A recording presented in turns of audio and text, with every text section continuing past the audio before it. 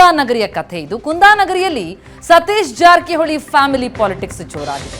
ರಾಷ್ಟ್ರ ರಾಜಕಾರಣಕ್ಕೆ ಮಗಳು, ರಾಜ್ಯ ರಾಜಕಾರಣಕ್ಕೆ ಪುತ್ರ. ಅಂದ್ರೆ ಈಗಾಗಲೇ ಸಂಸದೆಯಾಗಿದ್ದಾರೆ ಪ್ರಿಯಾಂಕಾ ಜಾರಕಿಹೊಳಿ.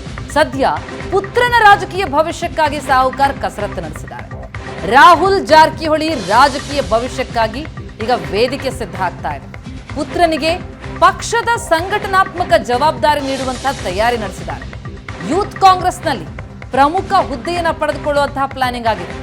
ರಾಜ್ಯ ಪ್ರಧಾನ ಕಾರ್ಯದರ್ಶಿ ಹುದ್ದೆಗೆ ರಾಹುಲ್ ಜಾರಕಿಹೊಳಿ ನಾಮಿನೇಷನ್.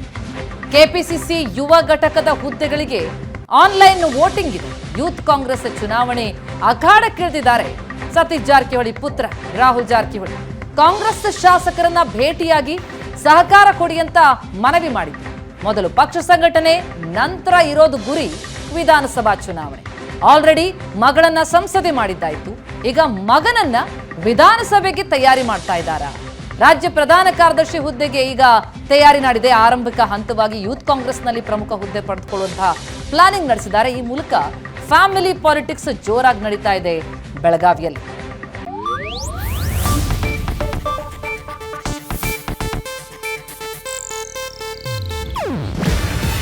ಇದು ಏಷ್ಯಾನೆಟ್ ನ್ಯೂಸ್ ನೆಟ್ವರ್ಕ್ ಪ್ರಸ್ತುತಿ. ನೀವು ನೋಡ್ತಿದ್ದೀರಾ ಏಷ್ಯಾನೆಟ್ ಸುವರ್ಣ ನ್ಯೂಸ್.